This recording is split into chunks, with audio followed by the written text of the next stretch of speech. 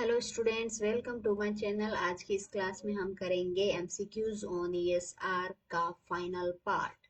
ये fifth one है and इससे पहले 4 पार्ट हो चुके हैं। तो चलिए आज के पार्ट का पहला question, how does the EPR spectrum of metal ion in A crystal field differ from that of free ions.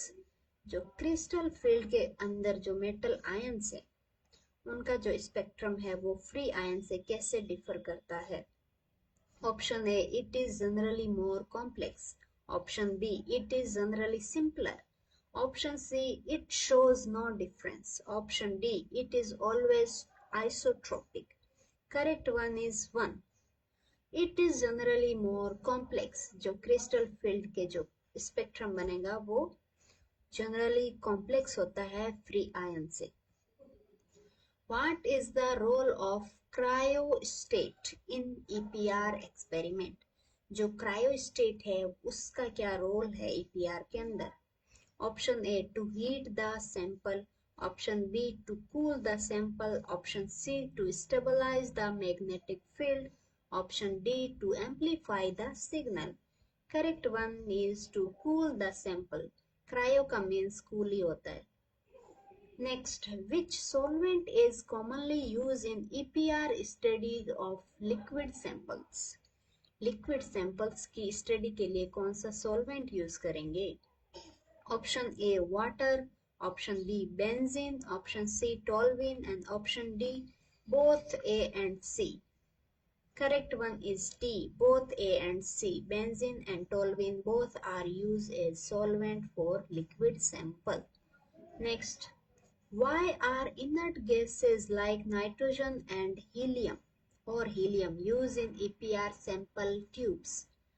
In nitrogen और हीलियम या नाइट्रोजन या हीलियम इनमें से ये दोनों में से एक गैस हम यूज करते हैं, वाई, जो है inert gas. Option A, to provide a strong EPR signal. Option B, to prevent reactions with the sample. Option C, to enhance the microwave absorption. Option D, to decrease the sample temperature. Correct one is B, to prevent reaction with the sample. Next, what does a double integral of the EPR spectrum represent? Double integral किसको represent कर रहा है EPR के spectrum के अंदर। Option A, number of unpaired electrons. Option B, strength of magnetic field. Option C, frequency of microwave radiation.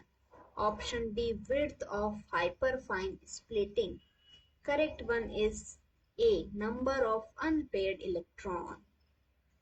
Next, what is purpose of using a field modulation techniques in EPR? जो field modulation techniques है वो क्यों use की जाती है। Option 1, to increase the signal to noise ratio. Option B, to decrease the line width. Option C, to simplify the spectrum. Option D, to change the G factor. Correct one is A, to increase the signal to noise ratio. Next है, how are solid samples typically prepared for EPR analysis. Solid sample को कैसे prepare किया जाता है। Option A, dissolve in solvent. Option B, place directly in the sample tube. Option C, mix with stabilising agent. Option D, crushed into a fine powder and then place in the sample tube.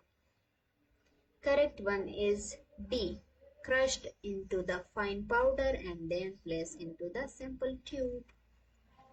Next है, what is the typical size of sample tube used in EPR? जो sample tube use किया जाता है उसका size क्या है। Option A, 1 centimeter in diameter. Option B, 0.5 centimeter in diameter. Option C, 2 millimeter in diameter.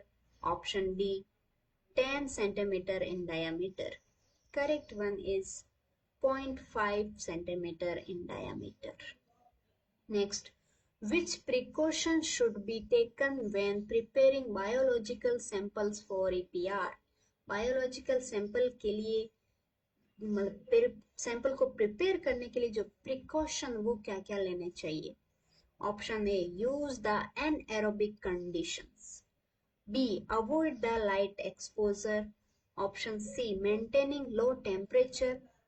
Option D, all of the above. Correct one is all of the above. हमको anaerobic condition भी रखना है, light exposure से भी avoid करना है, और temperature है वो लो होना चाहिए। Next, what is the effect of solvent purity on EPR measurement. Solvent की प्योरिटी को यूज करने का जो है इफेक्ट क्या होगा ईपीआर के मेजरमेंट पे, इफेक्ट क्या होगा। Option A, pure solvent provide clearer spectra. Option B, impurity can introduce additional signals. Option C, both A and B. And option D, solvent purity has no effect. Correct one is both A and B. Pure solvent है वो clearer spectra show करता है, and जो impurity होगी यदि उसके अंदर तो वो additional signals show करेगा। नेक्स्ट है, why is it important to deoxygenate sample for EPR measurement। क्यों इम्पोर्टेंट है किसी भी सैंपल को डीऑक्सीजनेट करना।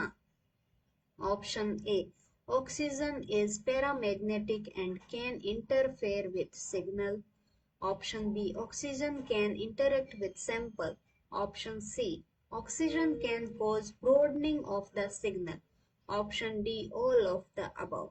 Correct one is all of the above. Oxygen paramagnetic होता है, यस, और ये रिएक्ट कर सकता है सैंपल के साथ, दैट्स व्हाई, और ये ब्रॉडनिंग भी कॉज करता है सिग्नल्स के अंदर। Next, which technique combines EPR with other spectroscopy methods to provide more information। जो टेक्निक है EPR वो किसके साथ कॉम्बिनेशन में यूज करने से उसकी जो इंफॉर्मेशन है उसमें अच्छी, मतलब और ज्यादा इंफॉर्मेशन अच्छे से दे सकता है, तो वो किस किस के साथ कॉम्बिनेशन में यूज कर सकते हैं। Option A, EPR NMR। Option B, EPR FTIR। Option C, EPR UV visible. Option D, all of the above.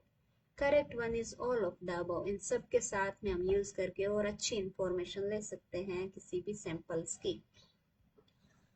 Next है, what is ENDOR, indoor in the context of EPR। EPR के अंदर ये indoor का meaning क्या है या full form क्या है। Option one, electron nuclear double resonance. Option B, electron nucleus double resonance. Option C, electron neutron double resonance. And option D, electron nano particle double resonance. Correct one is A, electron nuclear double resonance. यहाँ पे ये लिखा है nucleus, तो nucleus and nuclear दोनों में difference क्या होता है वो आप देखिएगा। Next, which EPR technique can be used to measure distance between spin labels in biological system। जो EPR टेक्निक है उसका यूज किया जा सकता है कैन मेजर डिस्टेंस किसके बीच में, spin label in biological samples के अंदर। ऑप्शन ए, विच टाइप की टेक्निक यूज करेंगे उसमें। Option A, pulse EPR। Option B, continuous wave EPR। Option C, X band EPR। And option D, Q band EPR। Correct one is pulsed EPR। Next, what kind of sample can be studied using high field EPR। Option A, only biological samples। Option B, only solid samples। Option C, both solid and liquid samples। And option D, only gaseous sample। Correct one is C, both solid and liquid। Solid और liquid दोनों type के samples के लिए high field EPR use करेंगे। Next, which advancement in EPR allow for the study of fast dynamic processes in samples। Option A, low temperature EPR। Option B, high frequency EPR। Option C, time resolved EPR। And option D, high field EPR। Correct one time resolve EPR for dynamic fast dynamic processes in samples के अंदर जो dynamic processes यानी बहुत जल्दी जल्दी जो changes देखने को मिलते हैं उसको स्टडी करने के लिए टाइम रिजोल्व होना चाहिए, क्योंकि ये टाइम हर एक सेकेंड पे जो चेंज आ रहा है उसको नोटिस करना है हमको। Okay, thank you so much for watching my videos. If you like my video, then hit the like button. If you have any query, any comment section में आप mention कर सकते हो उसको, और सब्सक्राइब कीजिएगा इस वीडियो को, बेल आइकन दबा दीजिए ताकि मैं वीडियो जो भी अपलोड करूँ आपके पास नोटिफिकेशन आए उसका। Okay, thank you so much, bye bye.